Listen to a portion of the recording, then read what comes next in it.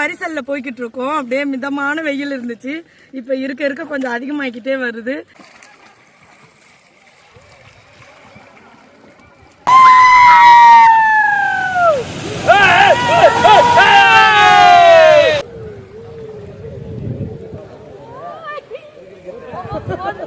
Hello friends, வணக்கம் and welcome back to the channel. Dharmapuri மாவட்டத்தில் இருக்கக்கூடிய ஒகேனக்கலோட பரிசல் சவாரி எப்படி இருக்குன்னு சொல்லி எல்லாருக்குமே பார்க்கணுன்னு ரொம்ப ஆசையாக இருந்திருக்கும்னு நினைக்கிறோம்.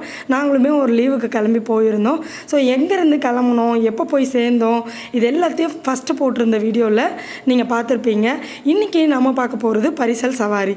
இந்த பரிசலுக்கு நம்ம கட்ட வேண்டிய அமௌண்ட் வந்து பார்த்திங்கன்னா 1500 ரூபா. இதை கட்டினதுமே அவங்க வச்சுருக்கக்கூடிய அந்த நம்பர் போட்ட துடுப்பை நம்ம கையில் கொடுத்துருவாங்க. இந்த நம்பரை பார்த்துட்டு எந்த பரிசல்காரரோட துடுப்போ அவர் வந்து நம்மக்கிட்ட பேசி நம்மளை வந்து பரிசலில் கூட்டிகிட்டு போவார். இந்த 1500 ரூபா கொண்ட பரிசல் சவாரிக்கு ஒரு பரிசல் கொடுத்துருவாங்க. அந்த பரிசலில் வந்து பார்த்திங்கன்னா நம்ம ஆளுங்கள் வந்து மொத்தமாக 4 பேர் போக முடியும்.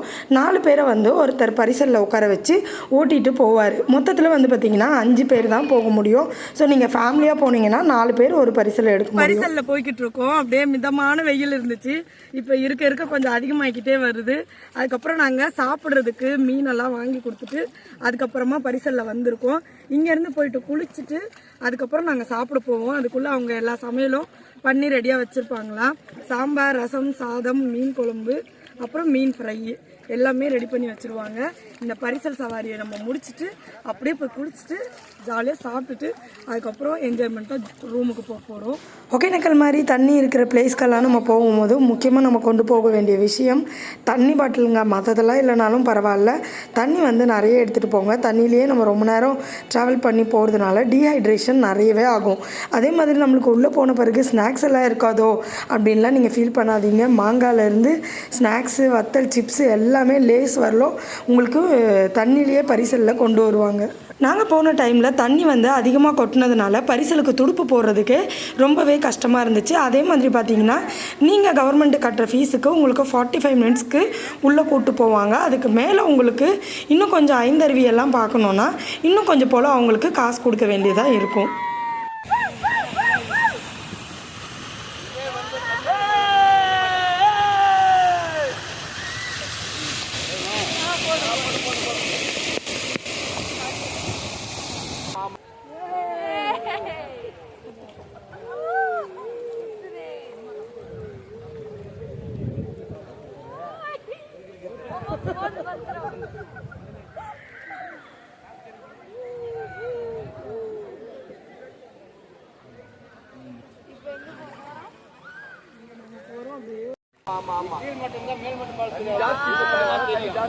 இப்ப தண்ணி தான் மேல்மட்டு பால்ஸ் தெரியுது.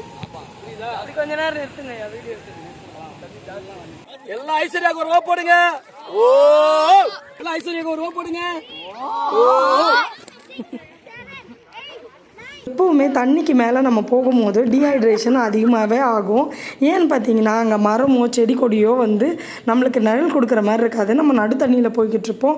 ஸோ அதனால் நமக்கு வந்து எப்போவுமே நம்ம கையில் தண்ணி இருக்கிறது அவசியம். அதே மாதிரி இந்த மாதிரி பரிசல் சவாரி போகும்போது கூலர்ஸும் கேப்பும் எடுத்துக்கோங்க. அப்போ தலைவலி வராமல் இருக்கும். இந்த மாதிரி டூரிஸ்ட் பிளேஸ்லலாம் நம்ம இந்த விஷயத்தெல்லாம் ஃபாலோ பண்ணாமல் போயிட்டோன்னா கண்டிப்பாக தலைவலி வந்துடும். அதுக்கப்புறம் நம்ம எந்த விஷயத்தையுமே ஃபாலோ பண்ண முடியாது, ஜாலியாக என்ஜாய் பண்ணுவோம் முடியாது. தலை வலிச்சதுன்னா கண்டிப்பாக வாமிட் வரும். வாமிட் வந்த பிறகு தான் நமக்கு எல்லாமே சரியாக போகும். ஸோ அதனால் அதுக்காகலாம் வெயிட் பண்ணாமல் நம்ம எல்லாத்தையும் ப்ரிகாஷன்ஸாக முன்னாடியே வருமுன் காப்பது நல்லதுங்கிற மாதிரி எல்லாத்தையும் கையில் எடுத்துகிட்டு போயிடுங்க. தண்ணி இருக்கிற எந்த ஒரு ரைடுக்கு நீங்கள் போனாலுமே இது எல்லாத்தையும் எடுத்துகிட்டு போகிறது ரொம்பவே முக்கியமான விஷயம். ஒகேனக்கலை பொறுத்தவரையில் பார்த்திங்கன்னா இந்த அருவி வந்து ரொம்பவே வேகமாக இருக்கும். ஆற்றோட ஸ்பீடு வந்து ரொம்பவே கம்மியாக இருக்க மாதிரி நமக்கு தெரியும். ஆனால் அது உண்மை கிடையாது.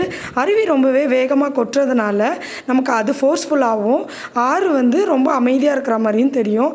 ஆனால் ரொம்பவே ஆபத்தான ஒரு விஷயம், ரொம்பவே ஆழமான ஒரு விஷயமும் கூட.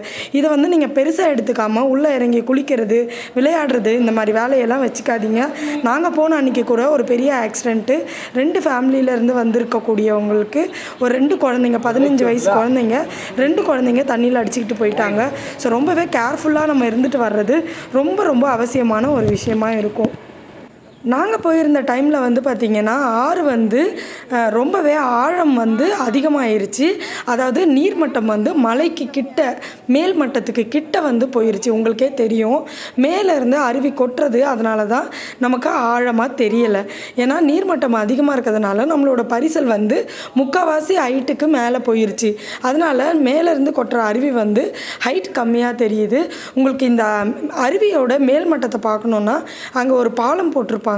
அந்த பாலத்து மேலே ஏறி போயிட்டு நீங்கள் இந்த அருவியோட ஹைட்டையும் பார்க்கலாம். ரொம்பவே சூப்பராக இருக்கும். ஃபோட்டோஸ் வீடியோ எடுக்கணுன்னா நீங்கள் கண்டிப்பாக அது மேலே போயிட்டு ஃபோட்டோஸ் வீடியோஸ் எடுக்கிறதுக்கு யூஸ் பண்ணிக்கலாம்னு நான் சொல்வேன். நாங்கள் வந்து பார்த்திங்கன்னா பரிசல் சவாரியும் அதுக்கப்புறம் மீன் சாப்பாடு, குளியல் இது மட்டுமே பண்ணிட்டு வந்துட்டோம். ஸோ நீங்கள் போனீங்கன்னா கண்டிப்பாக ஒரு விஷயத்தையும் விடாமல் கண்டிப்பாக ட்ரை பண்ணிட்டு வரணும். காவேரி ஆறு வந்து பாறைகள் மேலெல்லாம் மோதி ரொம்பவே ஃபோர்ஸ்ஃபுல்லாக வந்து மேலேருந்து கொட்டுறதுனால இது பேர் வந்து ஆற்றருவி. ஹொகேனா கன்னட மொழியில் புகைன்னு அர்த்தமாக. ஸோ இந்த தண்ணி வந்து மேலேருந்து கீழே கொட்டும் போது மேலேருந்து நம்ம பார்க்கும்போது இது வந்து ஒரு புகை மாதிரி ஃபோர்ஸ்னால் காட்சி அளிக்குது. இதனால இதோட பேர் வந்து ஹொகேனக்கல். அதாவது கன்னடத்தில் ஹொகேனா புகைன்னு அர்த்தமாக. நம்மளோட பரிசல் சவாரி ரொம்பவே சேஃப்டியாக முடிஞ்சிருச்சு. எப்படி இருக்குன்னு சொல்லி எல்லாருக்கிட்டையும் நம்ம கேட்டு தெரிஞ்சுக்கலாம். நாங்கள் பரிசல் சவாரி போயிட்டு வந்தாச்சு. இதுக்கப்புறம் நாங்கள் வந்து கொஞ்சம் நேரம் குளிக்க போயிட்டு அருவியில், அதுக்கப்புறமா சாப்பிட போகிறோம். பாப்ஸ் எப்படி இருந்துச்சு? Very nice, very very nice. ஓ பாப்பா உனக்கு எப்படி இருந்துச்சு? நல்ல வெயில். இந்த ஃபோனில் வந்து நாங்கள் தெரியிறோமானே எங்களுக்கு தெரியல. குத்துமதிப்பாக வீடியோ எடுத்துகிட்ருக்கோம்.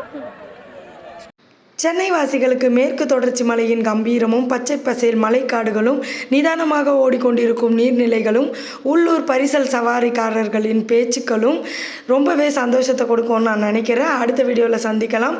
அது வரைக்கும் மறக்காமல் இருங்க. அடுத்தடுத்து நம்ம வீடியோவை பார்க்கணுன்னா ஐஸ்வர்யா கௌதம் ஸ்மார்ட் டிப்ஸ் சேனலை சப்ஸ்கிரைப் பண்ணி வச்சுருக்கோங்க. டாடா, பாய் பாய்.